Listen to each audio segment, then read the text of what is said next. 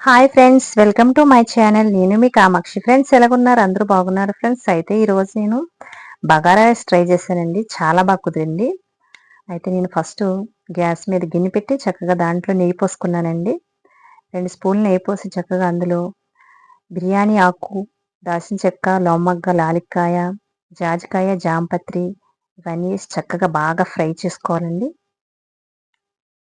బాగా ఫ్రై చేసుకున్నాక ఈలోగా మనం ఉల్లిపాయలు, పచ్చిమిర్చి, టమాటాలు చక్కగా చిన్న చిన్న ముక్కల కింద కట్ చేసుకుని పక్కన పెట్టుకోవాలి. అందులో కొత్తిమీర, పుదీనా, కరివేపాకు కూడా ప్రిపేర్ చేసుకుని పక్కన పెట్టుకోవాలి. అలాగే మసాలాలు కూడా మనకి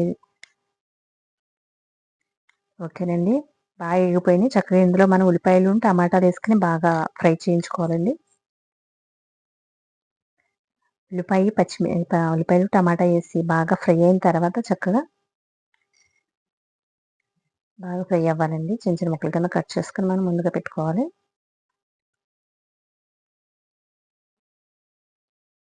బాగా ఏగనివ్వాలండి. బాగా ఏగాలి.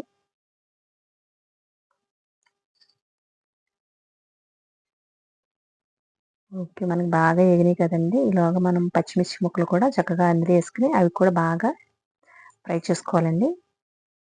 చూడండి, పచ్చిమిర్చి చక్కగా బారుగా కట్ చేసుకొని వేసుకోవాలి. మొత్తం అన్నీ కలిపి బాగా ఫ్రై చేసుకోవాలండి.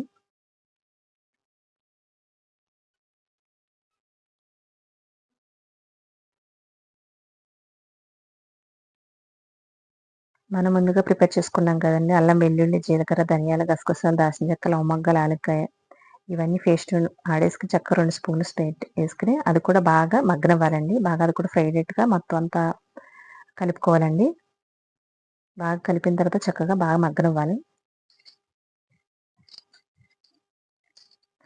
చక్కగా మనం కట్ చేసి పెట్టుకున్న ముందుగా కొత్తిమీర, కరివేపాకు, పుదీనా అవి కూడా వేసుకొని బాగా ఫ్రై చేసుకోవాలండి. చక్కగా అందులోనే వేసుకొని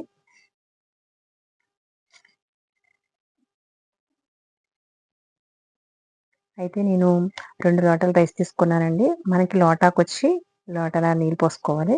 అయితే రైస్ మనం ముందుగానే శుభ్రంగా కడుక్కొని ఒక గంట ముందు నానబెట్టుకొని ఉంచుకోవాలి వాటర్‌లో. ఓకేనండి. అదిగో నేను లోటాతో 2 తీసుకున్నాను. దాంతో మనం 3 లోటాలు వాటర్ వేసుకోవాలండి సరిపడగా. వాటర్ పోసుకున్న తర్వాత మనం అందులో తగినంత ఉప్పేసుకోవాలండి. తగినంత ఉప్పేసుకున్న తర్వాత మనం ఒక నిమ్మకాయ బద్ద తీసుకొని చక్కగా నిమ్మకాయ మొత్తం అందులో బద్ద పిండేయాలండి.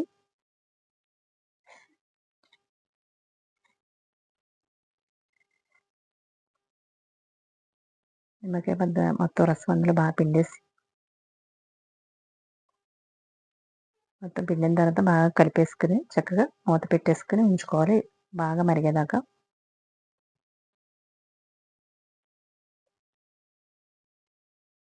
ఓకేనండి. ఇప్పుడు మనకి వాటర్ బాగా మరిగిపోయింది కదండీ! మనం నానబెట్టి ఉంచుకున్న రైస్‌ని చక్కగా వాటర్ తీసేసి దాన్ని వడపోసి పక్కన పెట్టుకున్న ఆ రైస్ మొత్తం అందులో పోసేసుకోవాలండి.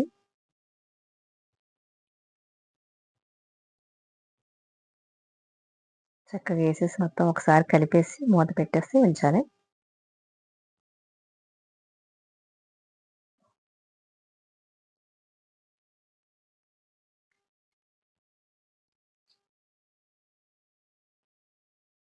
అయితే మనం చక్కగా చూడండి ప్రిపేర్ అవుతుంది బగారా రైస్ చూడండి.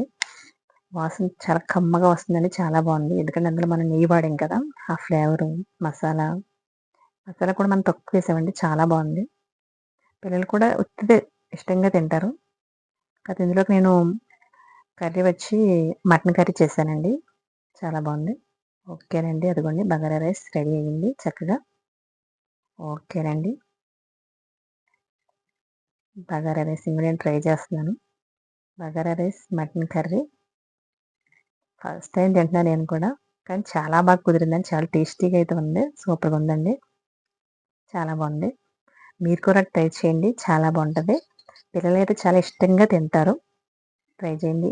ఓకే ఫ్రెండ్స్, మన వీడియో నచ్చితే గనక ఒక లైక్ కొట్టి, కామెంట్ చేసి, షేర్ చేయండి. సబ్స్క్రైబ్ చేసుకోండి. అలాగే గంట సింబల్ కూడా కొట్టండి. Okay friends, bye.